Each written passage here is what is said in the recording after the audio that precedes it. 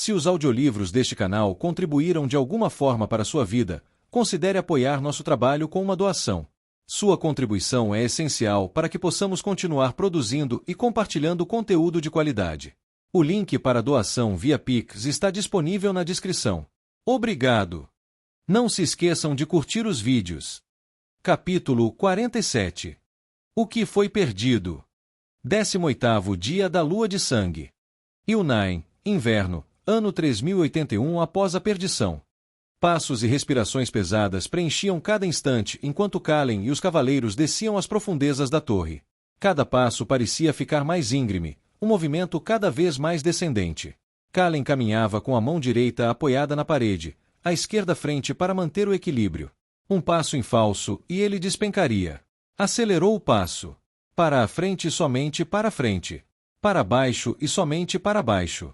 Enquanto se movia, sua visão se deteve em Kona trilhando o mesmo caminho, a cabeça roçando o teto arqueado, as mãos deslizando pela parede como as de Kallen, os passos lentos e firmes.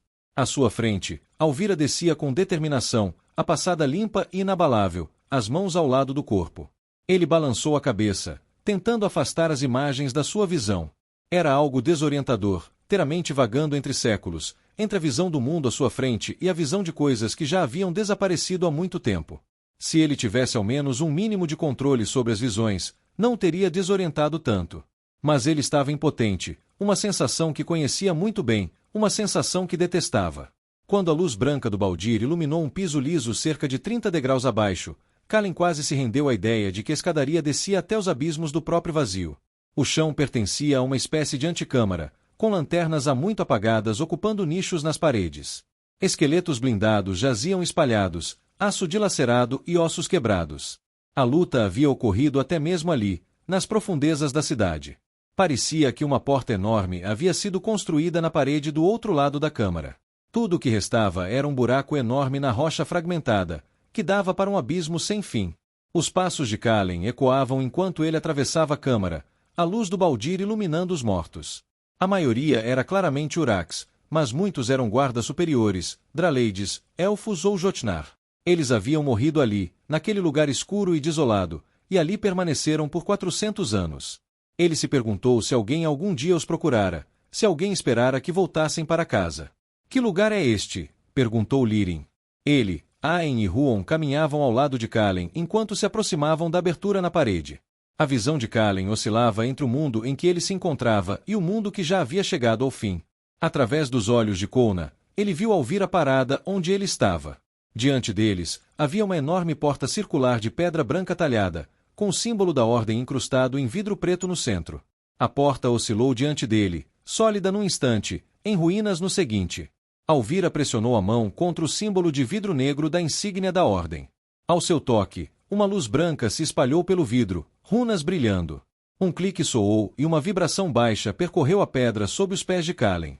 A porta se dividiu em segmentos espirais e recuou para dentro da parede, uma luz quente vazando através deles. O mundo mudou novamente, e a porta desapareceu. Kallen estava mais uma vez diante do buraco escancarado, a escuridão à sua frente, a mão estendida, a palma aberta como a de Alvira. Ildris agora estava a poucos metros à sua frente, com a Soulblade em punho, sua luz verde iluminando um platô coberto de entulho, ossos e vidro preto, uma passarela emoldurada por um parapeito estendendo-se na escuridão. Antes que Kallen pudesse falar, o mundo mudou novamente diante de seus olhos, as sombras fugindo do calor de uma centena de lanternas. Para além da porta havia uma caverna que fez Kallen se lembrar da admiração e do espanto que sentirá ao ver Duradur pela primeira vez.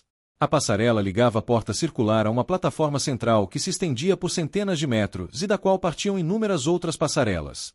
Do lado de fora do parapeito, o terreno desabava, formando um abismo aparentemente sem fundo. Enormes platos de pedra talhada erguiam-se do abismo entre as passarelas.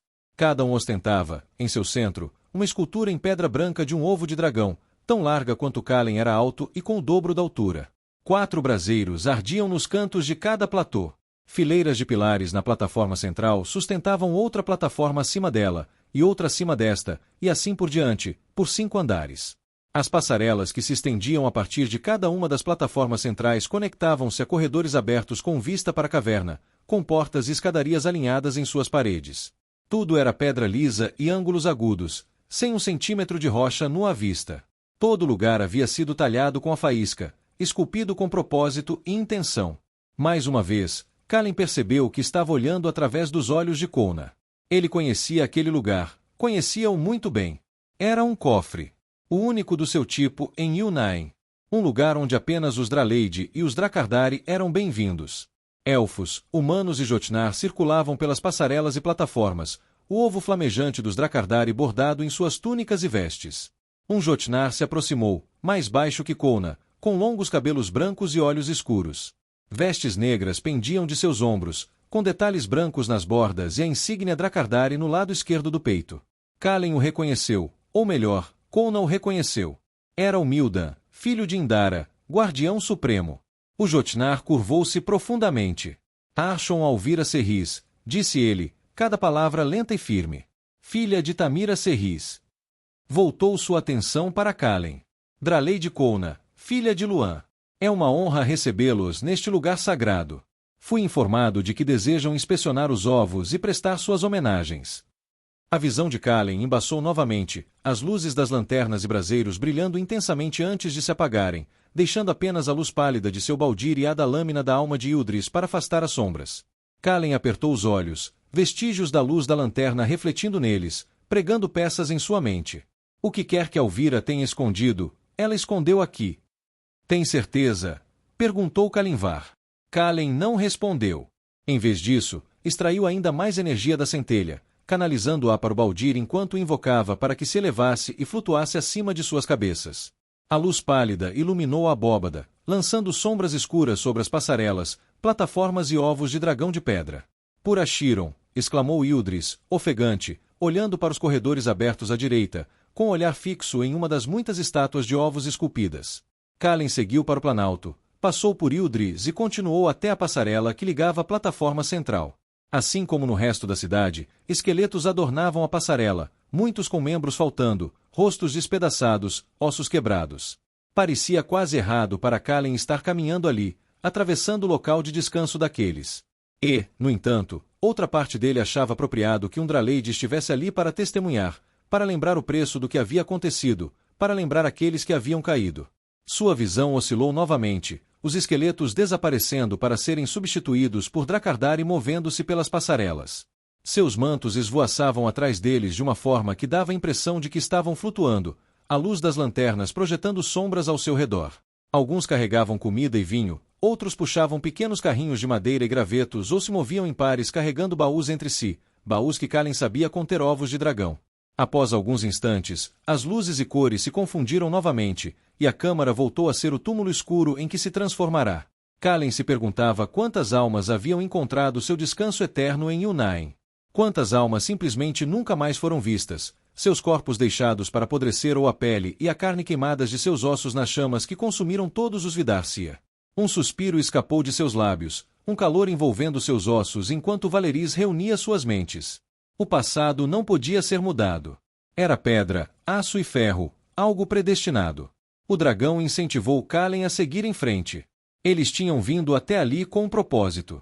E apesar de toda a perda e morte, esse propósito não devia ser esquecido. Eu não tinha conhecimento deste lugar. A voz de Kalinvar ecoou na câmara aberta enquanto ele alcançava Kalen. Acredito que essa era a intenção, disse Kalen, olhando ao longo da plataforma para as várias passarelas. Qual o caminho? Kalen ajoelhou-se junto aos restos mortais do Jotnar, as vestes desbotadas e corroídas pelo tempo ainda drapeadas sobre os ossos sem carne. Ele pressionou a mão sobre o tecido quebradiço, esperando por algo. Esperando por algo. Mas nada aconteceu. O mundo não se alterou nem ficou turvo, as cores não se misturaram e as luzes não oscilaram. E assim ele fitou as cavernas ocas onde outrora estiveram os olhos do Jotnar, depois se levantou, sentindo-se cego pela primeira vez desde que chegará a Yunnain. Eu não sei. Pensei que você tivesse dito que conseguia ver os caminhos que eles percorreram. A frustração transpareceu na voz do grão-mestre, seu olhar endurecendo. Pensei que você conseguisse ver onde Alvira escondia o que escondia. Não tenho controle sobre isso. A admissão irritou Kalen. De que adiantavam essas visões, se ele não podia invocá-las quando precisasse? O lugar era enorme, com 5 andares de altura, e mesmo que vasculhassem cada canto escuro e cada fragmento de pedra rachada, não havia garantia de que encontrariam qualquer vestígio do que procuravam. De repente, ele percebeu algo. E se o que quer que Alvira tivesse escondido já tivesse desaparecido? E se Eluna tivesse vindo aqui séculos atrás e trazido o pingente de volta para Vindacur? Ele reprimiu esses pensamentos. Não lhe fariam bem algum. Somos 9, disse ele, levantando-se e olhando para os cavaleiros ao redor. Se nos dividirmos em grupos, podemos avançar mais rápido. Talvez eu ainda veja algo durante a busca, mas não faz sentido ficarmos aqui discutindo. Kalimvar encarou Kalen nos olhos por um longo momento, depois assentiu. Concordo. Embora sejamos mais de 9. Uma luz tremeluziu atrás do grão-mestre, e o portal que Aen chamara de fenda apareceu, sua luz verde brilhando intensamente contra a pedra pálida da plataforma. Um a um, a irmã capitã Arlena e seus 5 cavaleiros atravessaram a fenda. O que estamos procurando? Perguntou Kalimvar assim que a fenda se fechou. Kalen releu a carta de Alvira mentalmente, pensativo. Alvira disse que Kona lançou as runas. Portanto, onde quer que seja este esconderijo, haverá runas Jotnar por perto. Ele tocou o pingente que pendia de seu pescoço. A chave. Ele a ergueu. E qualquer coisa que tenha formato e tamanho semelhantes a este pingente. Uma fenda, um símbolo, qualquer coisa. É um começo, concordou Aen, com Ildris acenando com a cabeça ao seu lado. Uma vez divididos em grupos, Kalen e os cavaleiros começaram a vasculhar o cofre transformado em tumba. Somente ele podia conjurar um baldir, mas as lâminas da alma verdes dos cavaleiros serviam como lanterna suficientemente bem e permitiam que ele observasse seus movimentos pelas passarelas. Kalen, Aen e Lirin atravessaram para o corredor aberto à esquerda da caverna e subiram uma escadaria até o 2º andar. À esquerda de Kalen, portas e aberturas estavam embutidas na pedra ao longo da parede e se estendiam até a distância obscurecida pelas sombras. À direita, um parapeito se elevava até a altura do umbigo de Kalen. Aberturas em arco percorriam o teto e se conectavam à parede baixa, proporcionando uma visão clara da câmara aberta. Kalen apoiou a mão no parapeito e fitou a escuridão, o brilho das lâminas da alma dos cavaleiros movendo-se pelas passarelas e pelos corredores opostos. O mundo cintilou novamente enquanto ele olhava, o som de passos e conversas ecoando ao seu redor, a luz das lanternas quente contra a pedra, as passarelas vivas mais uma vez. Então desapareceu, e a abóbada voltou a ser pálida, fria, silenciosa e morta. É melhor trabalharmos de uma ponta a outra, disse Aen, olhando para Kalen com curiosidade. Podemos demorar um pouco. Kalen assentiu com a cabeça e, em seguida, retirou a mão do parapeito, permitindo que seu olhar permanecesse na câmara aberta por mais um instante. A porta mais próxima não passava de estilhaços e aço retorcido, a pedra estilhaçada onde as dobradiças haviam sido arrancadas. Kalen respirou fundo e se preparou para o que temia encontrar lá dentro. A luz de seu baldir percorria o chão de pedra, as sombras parecendo relutantes em recuar ao seu toque. Ossos e aço foram as primeiras coisas que ele viu, manchas de sangue negro maculando a pedra branca. Kalen afrouxou seus fios de espírito dentro do baldir, permitindo que mais luz brilhasse. Eles estavam em uma antecâmara tão larga quanto o dragão dourado, mas com metade do comprimento. 5 braseiros de ferro negro alinhavam-se nas paredes esquerda e direita, espaçados uniformemente. Caixas douradas ornamentadas repousavam entre cada braseiro, o símbolo dos Drakardari gravado em suas laterais, cada uma repleta de carvão até a borda. Lirin passou o dedo enluvado sobre o ferro de um braseiro, limpando a poeira. Seu olhar se desviou do dedo para o esqueleto estendido sobre outro braseiro a poucos metros de distância, um pedaço de ferro atravessando suas costelas, o crânio e os braços negros como a noite devido às chamas. Kalen olhou para a segunda porta, no lado oposto da sala. Essa também havia sido arrancada das dobradiças, com sulcos profundos na pedra.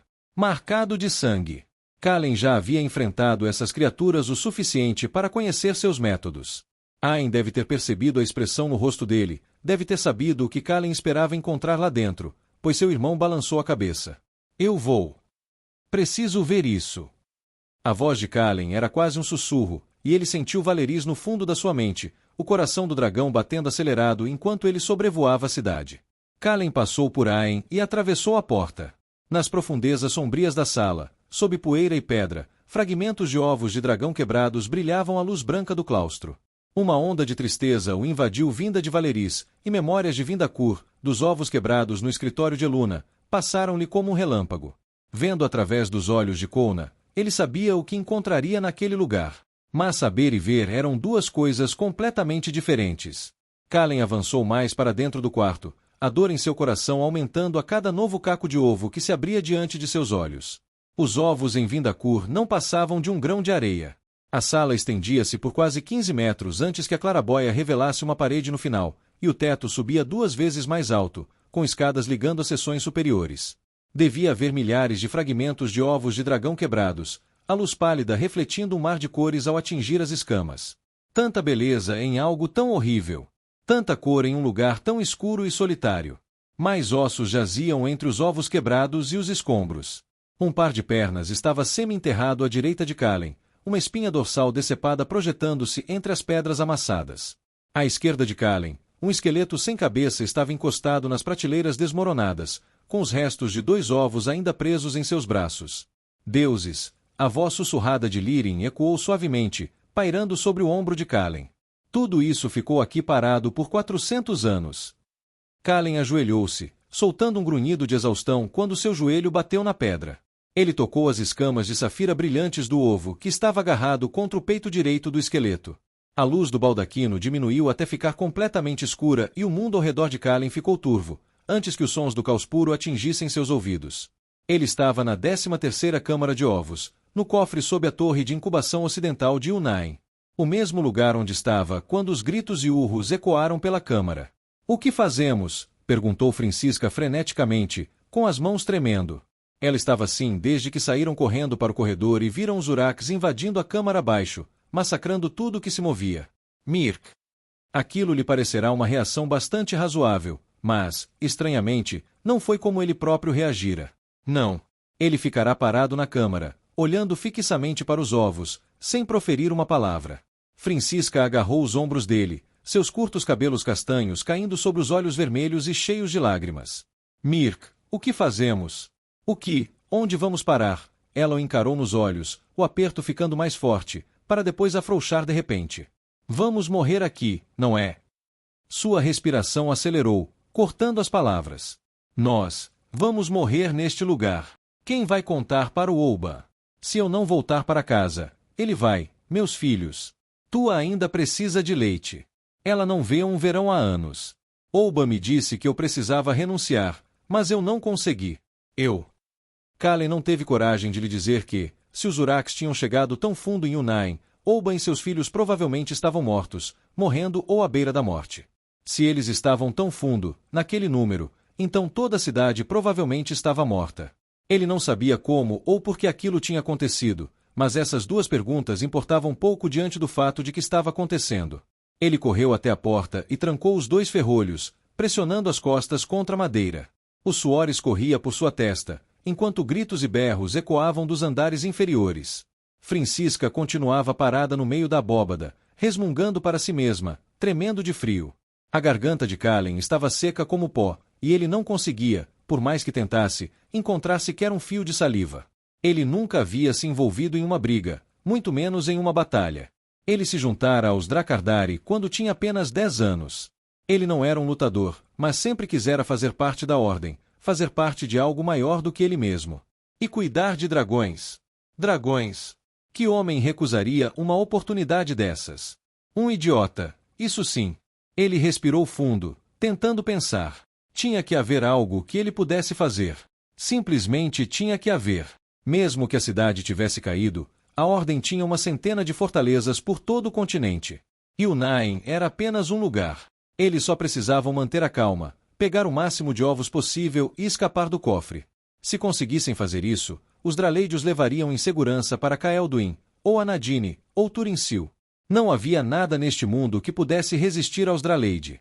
Com um último suspiro, Kallen se afastou da porta e correu até onde os sacos de couro estavam amontoados junto à parede. Usavam os sacos para transportar ferramentas, livros e todo tipo de coisa que precisassem. Nunca os usavam para ovos. Os ovos eram sempre carregados à mão ou guardados em baús de ouro. Mas sempre há uma primeira vez para tudo. Ele pegou um ovo da prateleira mais próxima, escamas laranjas e manchas azuis, e o enfiou na sacola com tanta pressa que o guardião primordial o teria mandado de volta para a Era da Guerra se tivesse visto. O que você está fazendo? Francisca olhou fixamente para ele, parecendo ter recuperado um pouco da compostura. Ele enfiou outro ovo no saco, marrom indefinido, escuro na base, claro nas bordas das escamas. Alguma coisa, murmurou Kallen enquanto tentava, sem sucesso, enfiar um terceiro ovo junto com os outros dois. O maldito saco era pequeno demais. Ele empurrou o saco para os braços de Francisca. Leve. Guarde-os em segurança. Mirk.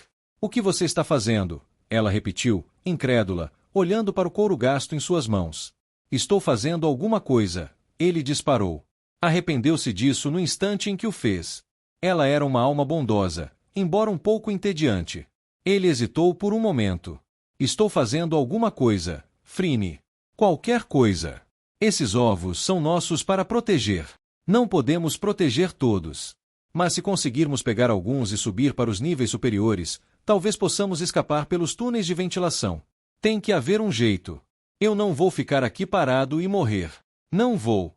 Sou um Dracardari e tenho um dever. Nós temos um dever. Agora, ou você me ajuda ou sai do meu caminho. Kallen enfiou mais 2 ovos em uma segunda sacola, que então colocou aos seus pés. Ele ia encher uma terceira quando percebeu que só tinha pegado 2. Ele pegou um ovo, vermelho rubi, da prateleira e se virou para Francisca, que ainda o encarava com ar perplexo.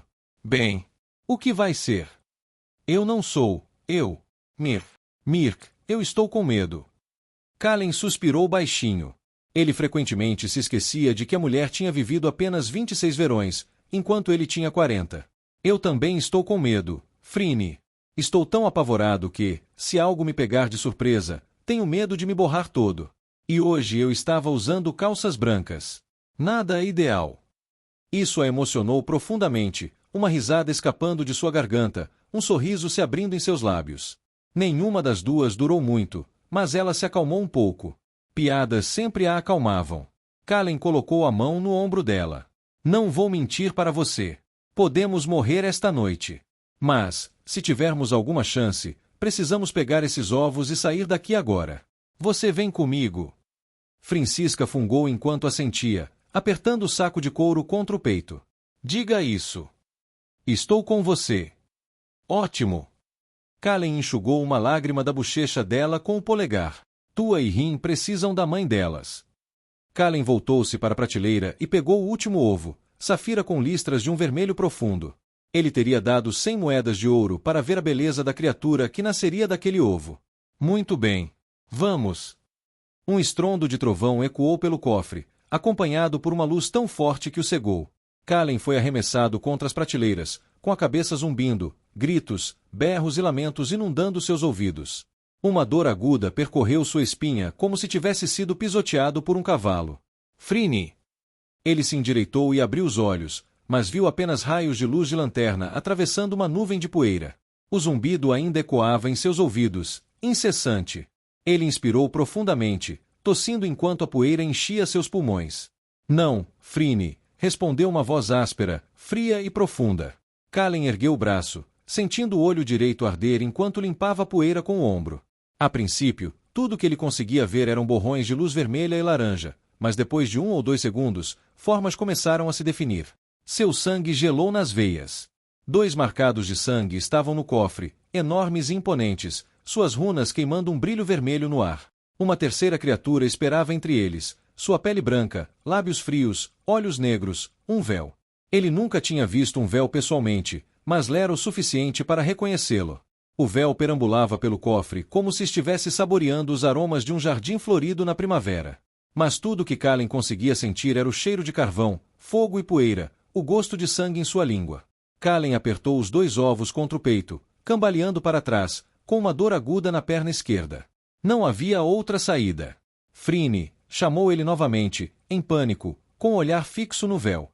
Os lábios finos da criatura se abriram num sorriso forçado, seus olhos negros absorvendo a luz. Kallen engoliu em seco e desviou o olhar do véu. Uma sensação de afundamento o invadiu. 2 pés erguidos em ângulos estranhos, sangue acumulado sobre a pedra. Precisou de toda a coragem que conseguiu reunir para levantar um pouco mais a cabeça e ver a coluna vertebral despedaçada de Francisca projetando-se do amontoado de carne e osso dilacerados que antes eram seus quadris, as vísceras mergulhadas em uma poça de sangue. A parte superior do torso de Francisca jazia a quase 3 metros de distância, seu braço direito esmagado entre a pedra e a porta que fora arrancada das dobradiças. Pedaços dela estavam por toda parte. Não, Kallen voltou-se para o véu, com o peito dormente e o maxilar tremendo. O véu inclinou a cabeça para o lado. Ah, ser tão insignificante! Estreitou seus profundos olhos negros. Como se sente? Ninguém jamais te encontrará. Ninguém sequer se lembrará de que você era carne e osso. É isso que vocês, criaturas, anseiam, não é? Serem lembrados. Cada instinto no corpo de Kallen gritava para ele correr, lutar, fazer alguma coisa. Em vez disso, ele congelou, seus membros ignorando o comando, seu pulso ensurdecedor. O desvanecido estendeu a mão aberta em direção ao chão. Chamas negras percorreram sua palma em um movimento lento e antinatural até se transformarem em uma espada, com labaredas negras dançando ao longo de sua lâmina. Kallen deu mais um passo para trás, suas pernas finalmente obedecendo. Ele puxou os 2 ovos para mais perto, seus dedos pressionando firmemente as escamas. Eraia, abrace-me, sussurrou. Varin, proteja-me. Ashiron, guie minha mão. Eraia, você reza para deuses que o abandonaram há muito tempo. Os olhos negros do véu fitaram profundamente os de Kallen. Quando você reza e um deus não responde, por que continua rezando? Kallen retribuiu o olhar em silêncio, com a boca entreaberta, a mente ainda processando a pergunta. Não importa. A criatura moveu-se num instante, a lâmina de fogo negro cortando o ar. A dor era intensa, e o mundo explodiu num clarão de luz. Kallen caiu para trás, seus braços se movendo bruscamente enquanto ele se apoiava na pedra. Ele virou a cabeça rapidamente, tentando alcançar a centelha, mas se viu encarando Lirin e Aen, com preocupação nos olhos. Está tudo bem. A voz de Aen era firme quando ele estendeu a mão, mas Kallen recuou, sua visão oscilando entre seu irmão e o véu. Sou eu, disse Aen, dando um passo em direção a Kallen. Estou aqui. Kallen olhou em volta para os cacos de casca de ovo e os escombros, sua respiração profunda e irregular. Ele ainda podia sentir o medo de Mirk em seu coração, em seus ossos. Seu coração parecia que ia saltar do peito. O que você viu? Perguntou Lirin.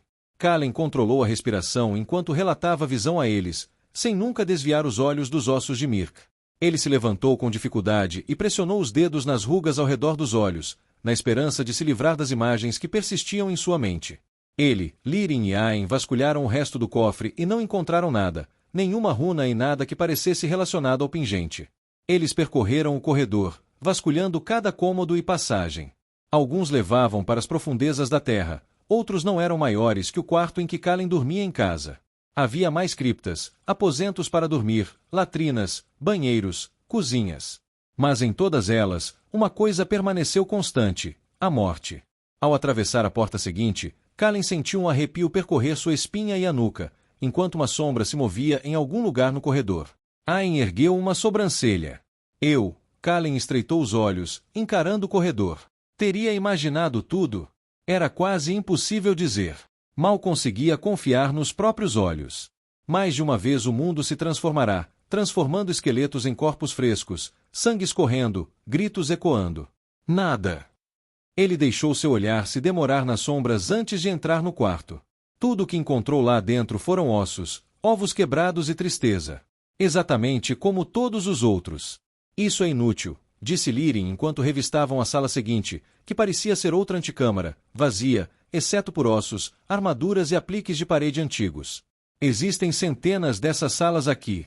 Quando encontrarmos o que procuramos, a guerra já terá terminado. Isso se houver alguma coisa aqui. Mais uma vez, os pelos dos braços e do pescoço de Kallen se eriçaram, um arrepio percorrendo seu corpo. Por um segundo, ele juraria que a luz do baldir diminuiu. Ele esfregou os olhos, sentindo o aço da manopla frio contra a pele. Um grito ecoou da câmara principal. Os 3 homens trocaram olhares antes de voltarem correndo para o corredor. Aqui! Ecoou outro grito. A luz verde de uma Soulblade oscilava do 5º andar.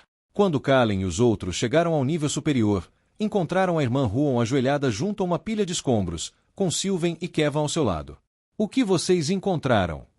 Kalinvar, Varlin e Ildris chegaram poucos instantes depois de Kallen. Huon levantou-se, tocando com a palma da mão uma parte da parede exposta onde os escombros tinham sido removidos. Huon, Lirin deu um passo à frente, inclinando a cabeça para o lado e mordendo o lábio. Não quero te alarmar, mas aquilo é uma parede. Muito bem observado, irmão Lirin. Há mais alguma coisa que sua mente genial tenha percebido? Há muitas paredes aqui dentro. Está faltando alguma coisa, interrompeu Ayn, encarando o pedaço de parede onde a mão de Huon estava apoiada. Exatamente. Um sorriso suave surgiu nos lábios de Huon, transformando-se em um sorriso malicioso enquanto ela olhava para Lirin. As câmaras e passagens estão todas uniformemente espaçadas ao longo do corredor. Ayn olhou para cima e para baixo ao longo do corredor, seu olhar demorando-se por alguns instantes como se estivesse contando algo. Ele bateu com o punho na pedra. Deveria haver uma porta aqui, um arco, alguma coisa. Enquanto os outros debatiam, Kalen tirou o pingente do pescoço. Ele se lembrou do que Pelennor chamava de glamour nas masmorras abaixo de Berona, um toque de glamour. Assim como fizera antes, Kalen visualizou a fechadura no baú que ficava embaixo de sua cama, lá em Deglade. Enquanto fazia isso, ele passou 6 fios de espírito pelo pingente que tinha na mão e os inseriu na parede à sua frente. Com os fios no lugar, ele abriu a fechadura em sua mente. Os escombros amontoados contra a parede desabaram quando o chão tremeu sob os pés de Kalen, provocando gritos dos cavaleiros. Um pequeno aviso da próxima vez. Lirin se endireitou contra a parede. Kalen não respondeu. A parede havia sumido, desaparecido como se nunca tivesse existido. Em seu lugar, havia um corredor com 3 apliques de parede embutidos em cada parede e uma alta porta de metal no final. 6 esqueletos de Urak estavam espalhados pelo local, juntamente com 7 conjuntos menores de ossos, suas mortes marcadas por longos sulcos na pedra e pedaços de tapete ressecados pelo tempo.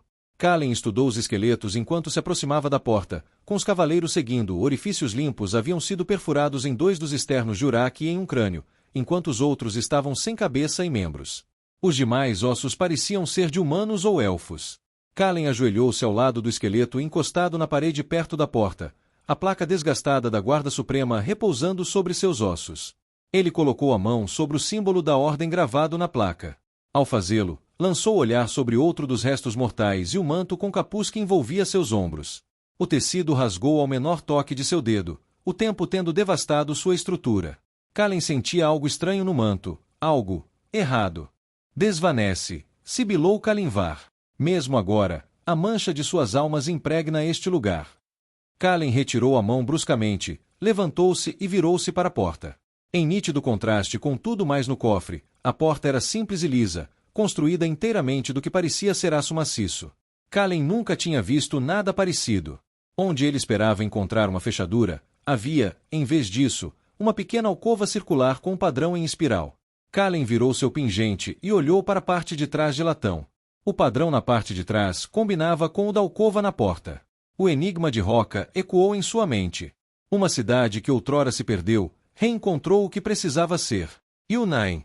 Uma gema, uma joia, uma espécie de bugiganga, mas na verdade é mais uma chave. O pingente. Não é uma porta que se destranca, um segredo a ser revelado. Um truque, uma máscara, uma pintura sobre a verdade, um pensamento selado para sempre. O glamour. Naquele breve instante, Kalen percebeu que talvez não quisesse descobrir o que havia do outro lado da porta. Fosse o que fosse, Roca o havia levado até lá. O homem não havia revelado aquele enigma a Kalen por pura bondade. E Kalen não conseguia se livrar da sensação de que mais uma alma estava tentando manipulá-lo, e ainda assim não havia nada que ele pudesse fazer.